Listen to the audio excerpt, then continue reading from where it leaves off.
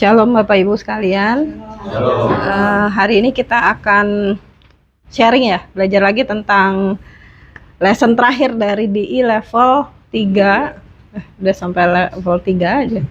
Lesson terakhir tadi udah disebutin ya, memanfaatkan karunia setiap orang untuk memuridkan. Tapi sebelum kita mulai, mari kita satukan hati dulu dalam doa.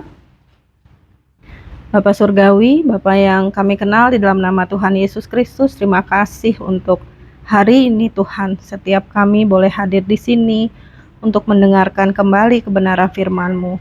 Roh Kudus, ini setiap kami, bukakan mata, hati, dan telinga rohani kami Tuhan, supaya kami boleh melihat dan mendengar sebagai seorang murid dan melakukannya dalam kehidupan kami. Terima kasih Tuhan, Engkau yang beracara. Dan biarlah segala hormat dan kemuliaan hanya tertuju bagi-Mu Yesus Kristus Tuhan dan Juru Selamat kami yang hidup. Haleluya, amin. Oke Bapak Ibu, wajah-wajahnya saya sudah kenal semua. Shalom juga untuk yang ada di online gitu ya. Hari ini kita akan bahas tentang ini, memanfaatkan karunia setiap orang untuk memuridkan. Jadi Bapak Ibu udah belajar level 1, 2, sampai 3 itu bukan tanpa tujuan. Tujuan akhirnya pasti ada, gitu ya. Next slide ya. Ini saya bilang gini. Nah, happy banget ya gini. Happy karena inilah level yang terakhir pelajaran. Yang membuat semua orang harus sadar bahwa semua orang punya panggilan, benar kan? Everybody has a calling gitu. Jadi ada nih ayatnya di 2 Timotius 1 ayat 9. Iya, nih Yesus menyelamatkan kita dan memanggil kita dengan panggilan kudus, bukan karena hasil usaha kita sendiri, melainkan menurut rencananya dan kasih karunia yang diberikannya kepada kita di dalam Kristus sebelum permulaan waktu. Bapak Ibu bisa bayangin nggak? Setiap kita lahir tuh bukan sekedar karena papa mama berkasih-kasihan, enggak. Bapak Ibu sekalian ada di sini itu ada tujuan ilahinya. Firman Tuhan katakan begitu. Bukan karena hasil usaha kita, berarti bukan karena hasil usaha orang tua kita juga, tapi karena ada rencananya. Dan kasih karunia yang diberikan bahkan sebelum waktu dimulai. Wah, ini bicara tentang perjanjian yang kita bahkan nggak sadar kali ya, karena masih di sono gitu. Dan sekarang tugas kita tahu panggilan kita apa. Udah tahu belum panggilannya ngomong-ngomong? Bukan nama panggilan loh ya Bapak Ibu. Udah tahu belum panggilannya? Kan ada yang udah habis mission trip ya. Nah ya gitu. Jadi saya percaya pasti sudah menemukan panggilannya. Kalaupun belum Bapak Ibu tanya Roh Kudus. Ya, supaya Bapak Ibu lebih firm lagi tentang panggilan Bapak Ibu. Oke, next slide.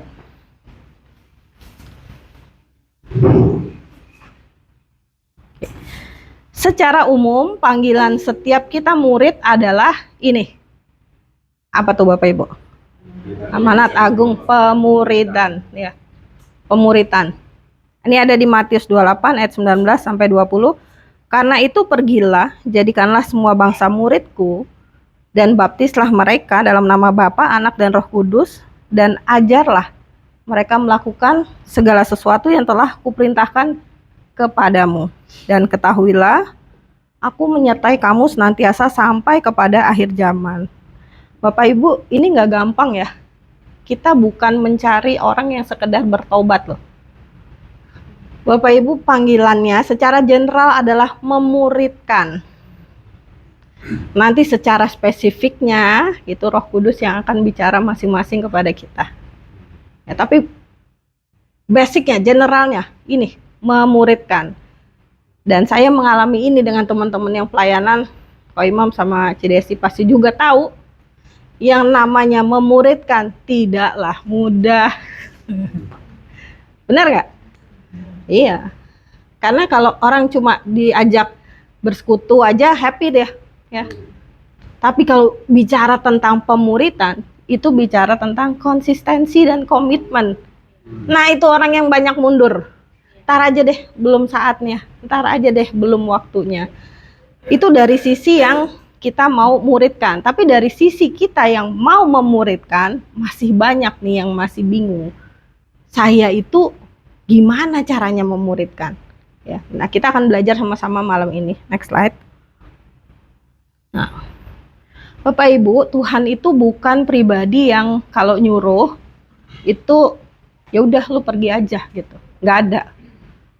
Bapak Ibu pernah nggak sih ngalamin kondisi mungkin di pekerjaan, di bisnis atau di lingkungan sendiri tiba-tiba dicelupin gitu aja, dijeblosin gitu aja, pernah nggak?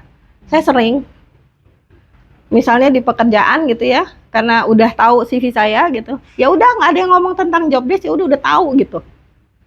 Dianggap sudah tahu semuanya dan harus bisa melakukannya gitu kan. Itu kalau dunia. Tapi Bapak yang kita punya itu Bapak yang penuh kasih. Dia benar-benar memperlengkapi kita dulu supaya kita bisa memuridkan ya. Jadi malam ini saya mau ajak Bapak Ibu untuk tahu bahwa Bapak Ibu untuk menjalankan panggilan memuridkan itu diberi hadiah sama Tuhan. Ya. Di sini saya bilang, apakah karunia rohani? Nah, nanti kita bisa diskusi ya. Tapi banyak orang Kristen nggak tahu karunia rohani. Ya. Nah, dalam bahasa aslinya dari bahasa Yunani, karunia rohani itu karisma. Artinya a free gift, hadiah yang gratis gitu. Unmerited gift atau favor freely given. Artinya benar-benar dikasih karena kasih karunia cuma-cuma. Bukan sesuatu yang kita beli. Nggak mampu kita belinya. Gitu. Nah, kalau namanya hadiah, ya tergantung yang ngasih dong, benar nggak? Mau dikasih ke siapa, bentuknya apa, benar apa benar? Benar. Benar pasti. Pak Johan ngasih ke Bu Rini pasti beda sama Pak Johan ngasih ke Ko Imam, ya nggak? Iya. Soalnya ini yang depan mata, jadi saya kasih sebagai contoh gitu. Nah, kita sebagai penerima hadiah ini kan bisa protes. Tapi banyak orang Kristen terjebak dalam hal ini. Lupa konsep ini. Jadi berpikir bahwa, nggak adil ya Tuhan kok kasih dia gitu, nggak kasih saya. Kok dia dikasih saya enggak? Saya lebih jago loh. Dia belum, dia baru belajar gitu. Padahal konsep ini harus kita ingat di pikiran ya. Namanya hadiah, ya terserah yang ngasih kan. Mau bentuknya apa dan diberikan kepada siapa. Nanti kita akan sama-sama belajar hadiah-hadiah mana yang diberikan kepada orang percaya. Ya, oke, next slide. Masih di ini, konsep apakah karunia rohani? Nah, di 1 Korintus 12 ayat 1, ini kata Paulus ya, kepada Timotius, dia sampaikan gini, sekarang tentang karunia rohani, saudara-saudaraku, saya nggak mau kamu tuh nggak terinfo, uninformed, atau terjemahan lain, ignorant. Banyak orang Kristen nggak mau ngomong soal karunia rohani. Terlalu roh ya, nggak mau ngeri gitu kayaknya. Apa iya bisa melakukannya gitu. Tapi Rasul Paulus udah ngomong sama Timotius, anak didiknya, kamu nggak boleh cuek, kamu nggak boleh nggak terinfo tentang karunia ini. Kenapa? Karena kita perlu ini untuk melakukan panggilan tadi, pemuritan dan melakukan amanat agung. Betul ya Bapak Ibu? Jadi Bapak Ibu harus sadar dulu bahwa untuk melaksanakan amanat agung pemuritan, Bapak Ibu dikasih hadiah, diperlengkapi. Ya. Dan di 1 Korintus 3 ayat 16 dikatakan begini, atau tidak tahukah kamu bahwa kamu adalah bait Allah dan bahwa roh Allah diam di dalam kamu? Di sini ada yang belum lahir baru? Kayaknya nggak ada, udah sampai di level 3 ya. Semua pasti udah lahir baru, berarti tempat tinggalnya Roh Kudus, benar ya? Nah, Roh Kudus yang ada di dalam kita ini akan bermanifestasi ketika kita melibatkan dia secara aktif. Jadi Bapak Ibu, karunia rohani itu sebetulnya adalah manifestasi Roh Kudus yang ada di dalam kita. Ya. Dan ada tujuannya. Makanya saya suka bingung kalau ada orang punya karunia rohani tapi sombong. Karena di sini tujuannya Tuhan bilang jelas nih, sampai saya copy paste 2 kali tuh. 1 Korintus 12 ayat 7. Tetapi kepada tiap-tiap orang dikaruniakan pernyataan roh untuk kepentingan bersama. Jadi prinsipnya tahu dulu ya, untuk melaksanakan amanat agung kita diperlengkapi dengan hadiah, bukan buat kita tapi buat kepentingan bersama. Jadi nggak ada alasan buat sombong gitu. Nah ini yang harus kita pelajari sebagai murid Yesus supaya kita nggak salah waktu melangkah gitu ya. Oke, next slide. Nah kita masih tahu dulu hadiah-hadiahnya Tuhan tuh apa. Bapak Ibu, saya mau kasih tahu dulu ya, ada yang namanya hadiah dari Tuhan Yesus. Kayaknya pada bingung ya. Ini ada loh di Alkitab, saya ambil dari Efesus 4 ayat 11 sampai 16 versi NLT. Nanti Bapak Ibu bisa baca di rumah. Saya udah share slide-nya ya, nanti bisa diminta ke panitia. Jadi inilah hadiah yang diberikan Kristus kepada gereja. Apa tuh? Rasul, nabi, penginjil atau pengkhotbah ya, pastor atau gembala, dan pengajar. Ya, 5 jawatan ini hadiah dari Yesus kepada tubuhnya. Bapak Ibu, ini jawatan paling diincar banyak orang, percaya nggak? Banyak orang itu kepengen pelayanan di mimbar aja. Karena wah gila ketangkep ya sama ini. Oh itu ya, nggak tahu kalau yang di mimbar ini juga punya tanggung jawab. Kalau sampai yang disampaikan itu berbeda dengan kebenaran firman Tuhan, ada konsekuensinya gitu. Jadi ada hadiah yang diberikan Tuhan Yesus kepada tubuhnya. Dan ini nggak diberikan kepada semua orang. Ada appointed-nya gitu ya. Nah, karena Tuhan bilang gini, tanggung jawab mereka adalah untuk memperlengkapi umat Allah, melakukan pekerjaannya, dan membangun gereja, the body of Christ. Ya, benar. Nah, ini akan terus terjadi sampai ada kesatuan dari tubuh Kristus sendiri. Nanti dibaca lengkapnya ya. Sehingga tubuh Kristus menjadi pribadi yang dewasa, mature. Ini 5 jawatan gak main-main loh, bukan cuma sekedar keren-kerenan ya. Banyak followersnya, tapi kalau yang disampaikan gak sesuai dengan kebenaran firman Tuhan, buat apa gitu kan. Jadi kita mesti benar-benar menjadi anggota tubuh Kristus yang dewasa. 5 jawatan ini diberikan untuk memperlengkapi tubuh Kristus supaya jadi dewasa. Dewasa tuh apa? Nggak kayak anak kecil. Kalau anak kecil dikasih tahu mudah goyang gitu ya, kasih permen sedikit dia permennya lebih enak, dia geser. Sama, orang Kristen yang belum dewasa itu akan terombang-ambing dengan berbagai macam pengajaran. Di luaran sana banyak loh pengajaran yang beti-beti kalau saya bilang. Kebenaran yang dipelintir sedikit, nah, kerjaannya musuh tuh. Nah kalau kita nggak dewasa kita bingung. Ini yang bener yang mana ya? Kemarin saya baru dengar di Komsel begini nih. Saya baru dengar di kelas DI begini nih. Kok saya lihat di Reels beda gitu. Ya kan? Yang ketawa berarti tahu. Jadi gitu. Fungsi 5 jawatan ini supaya tubuh Kristus bisa dewasa. Kenapa?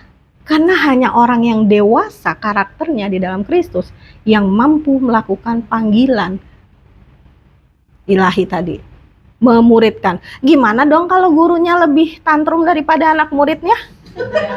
Kan lucu atuh, ya kan?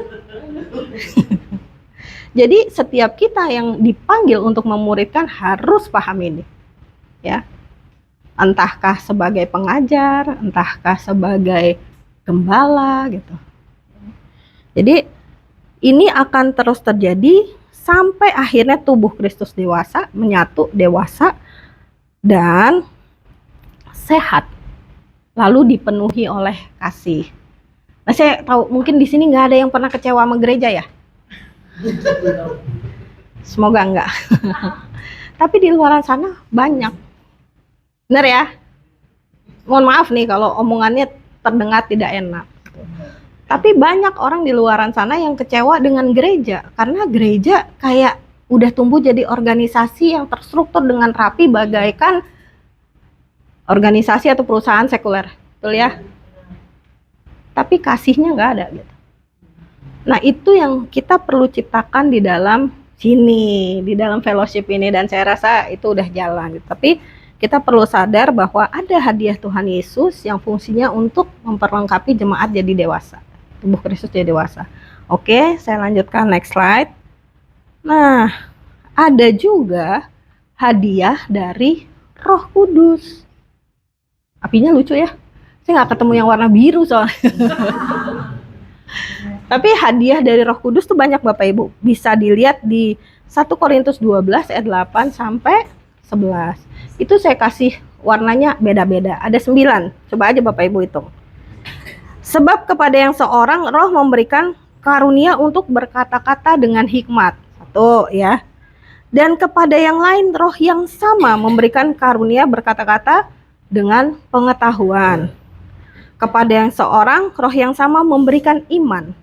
Dan kepada yang lain ia memberikan karunia untuk menyembuhkan.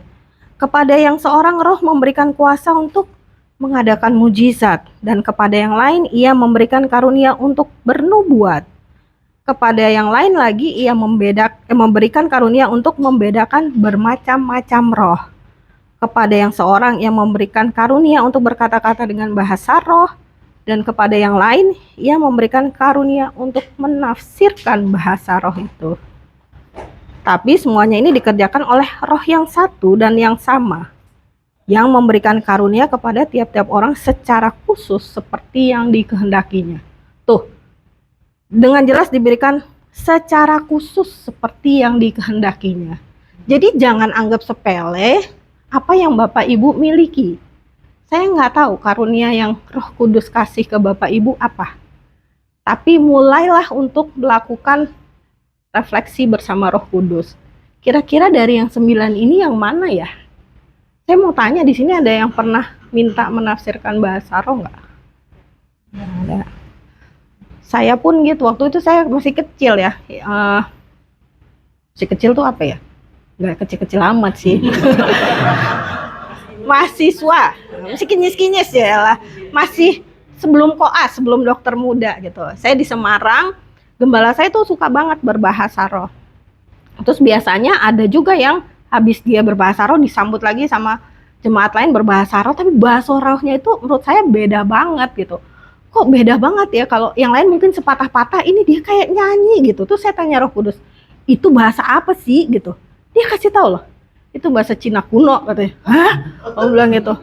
Nah, apa artinya tuh? Nah, si Cici ini sembari melakukan bahasa roh tadi, dia juga diberikan sama Tuhan karunia untuk menafsirkan bahasa roh. Karena bahasa roh yang diungkap di jemaat tapi enggak ditafsirkan, itu akan menimbulkan asumsi, benar apa benar? Kan banyak orang yang takut ya dengan bahasa roh. Jangan ke gereja situ atau jangan ke persekutuan itu. Bahasanya aneh, gue nggak kenal gitu kan. Tapi kita bisa tanya sama Tuhan. Dan sebetulnya kalau kita minta hadiah sama Bapak kita kan dia pasti kasih ya gitu. Karena itu terjadi. Pas gembala saya berbahasa roh, saya tanya, Tuhan, saya mau dong dengar artinya apa. Bener loh, saya dikasih tahu artinya tuh sampai dia selesai berbahasa roh gitu. Jadi di situ saya belajar dari sejak kecil ya, bahkan sebelum saya jauh mengenal pengajaran ini gitu, bahwa yang penting sama Tuhan urusannya hati Bapak Ibu. Buka aja hatinya, perbesar kapasitasnya, supaya Tuhan bisa bekerja leluasa gitu.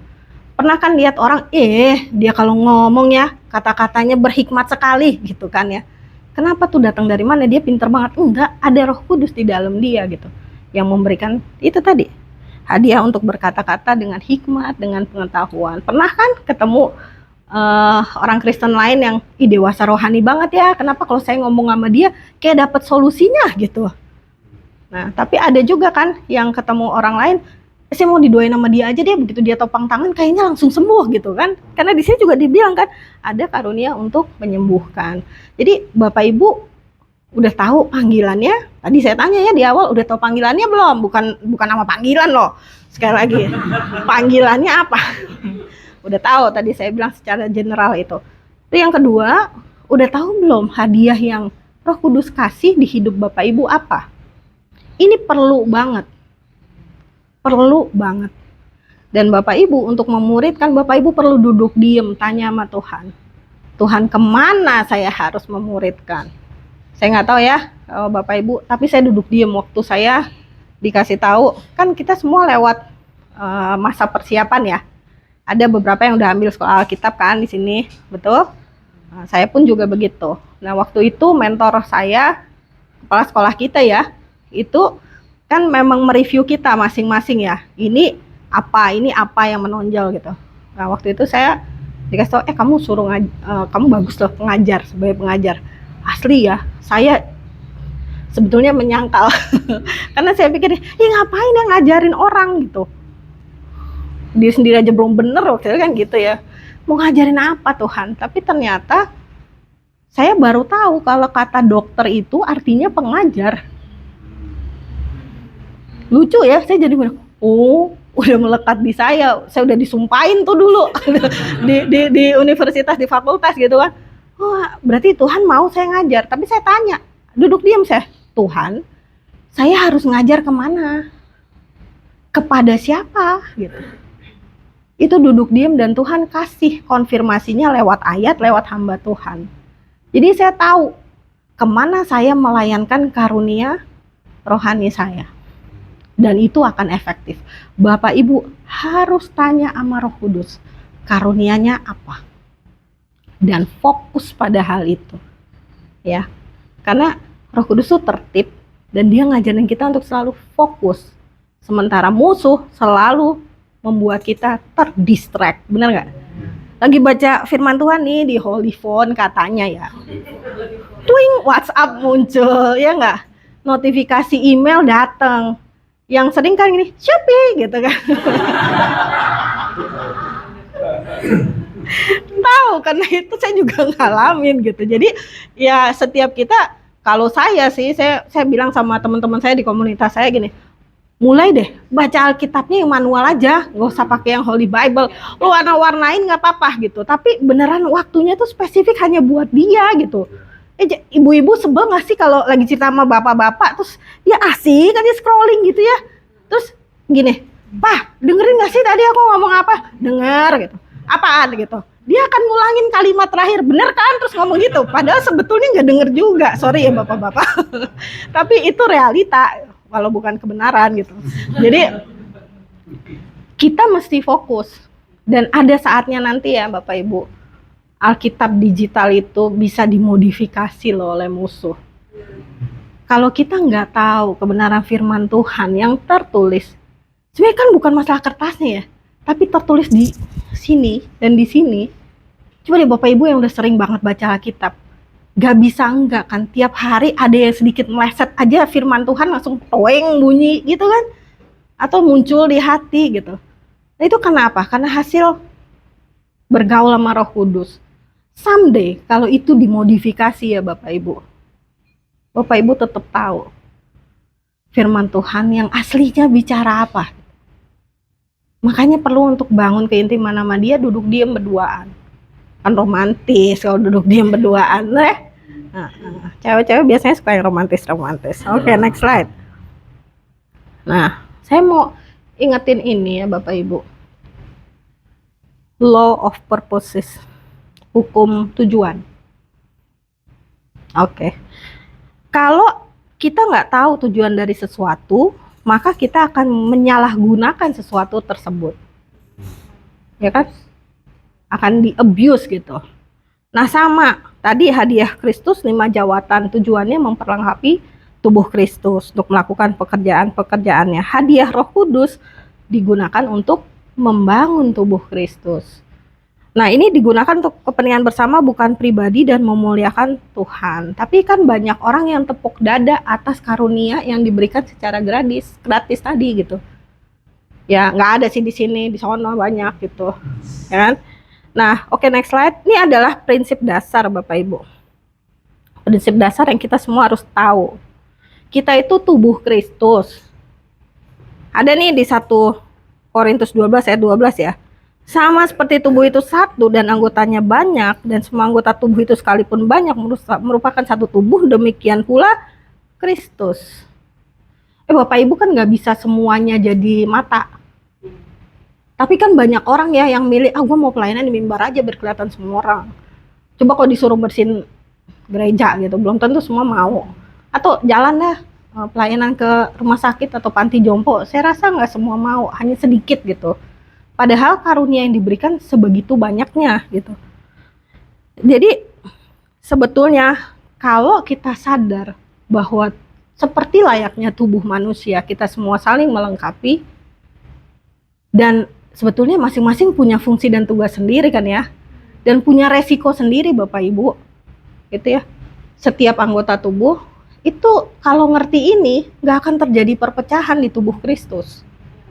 Sementara sampai hari ini itu semua dipecah dengan denominasi ya. Itu kamu dari Grace ya? Sesat ya? Kan gitu ya, ada yang ngomong gitu. Atau kamu dari Okumene, oh kamu dari ini. Aku cuma nanya ini buat refreshing kita aja. Pada saat kita masuk ke surga nanti ketemu Yesus, kira-kira dia nanya itu nggak ya? Nah, makanya kan ini bicara tentang hati gitu ya. Nah, jadi sudah dikode-kode nih ya Bapak Ibu, jadi saya harus cepat. Bapak Ibu harus paham ini bahwa kita tugasnya bahu-membahu. Kalau semua jadi tangan kanan, gak ada yang jadi tangan kiri, repot. Ya kan? Cuma satu doang. Oke, next slide.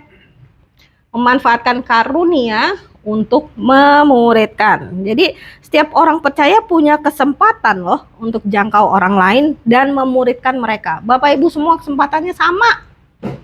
Karena dikasih hadiah juga kan semua. Nah, jadi di Roma 12 ayat 6 sampai 8, demikianlah kita mempunyai karunia yang berlain-lainan menurut anugerah yang diberikan kepada kita. Jika karunia itu adalah untuk bernubuat, baiklah kita melakukannya sesuai dengan iman kita. Jika untuk melayani, baiklah kita melayani. Jika untuk mengajar, baiklah kita mengajar. Kalau untuk menasehati, baiklah kita menasehati. Siapa yang membagi-bagikan sesuatu, hendaknya ia melakukan dengan hati yang ikhlas. Siapa yang memberi pimpinan, hendaklah ia melakukannya dengan rajin. Siapa yang menunjukkan belas kasihan, hendaklah ia melakukan dengan sukacita. Nah, tuh banyak banget sebetulnya apa yang bisa dilakukan oleh tubuh Kristus. Ini petunjuknya. Tapi banyak orang yang, aduh, saya mesti ngapain ya? Karunia apa ya yang saya punya gitu. Nah, oke, next slide. Ini saya mau kasih sedikit testimoni ya Bapak Ibu. Dan ini relate banget dengan setiap kita. Yang sini ya, saya punya temen jago banget masak. Dan dia dengan senang hati masak ketika ada kelas. Waktu kita sekolah Alkitab dulu. Padahal yang dimasak asinan loh. Tapi enak banget gitu. Ketika asinannya nggak ada, semua orang nyari. Kok nggak ada asinan ya gitu. Terus ada lagi yang dia jago multimedia. Dan dia senang, ini aku editin aja deh flyernya dan sebagainya. Gitu dia nggak ada, berasa kehilangan. Ya kan? Terus ada lagi yang cuma sekedar nganterin. Mau kemana gitu. Mau ke pasar, ayo yuk sekalian sama saya jalan gitu. Ada tuh begitu. Berarti udah jalan kan gitu. Terus ada lagi anak Tuhan lainnya dia perawat. Dia kan bingung ya, gue kerja di tempat orang sakit, gimana caranya, tahu nggak yang dia lakukan?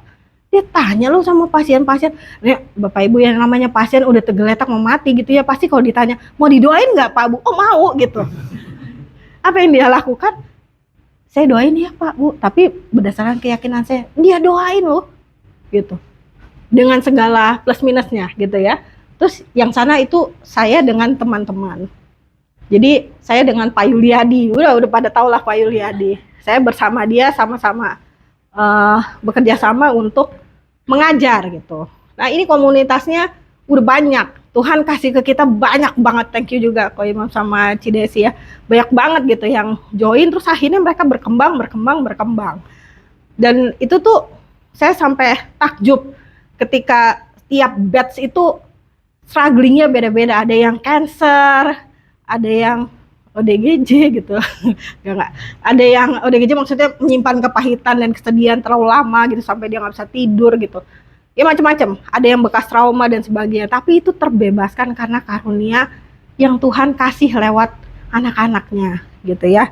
Jadi next slide. Ini terakhir slide saya untuk Bapak Ibu.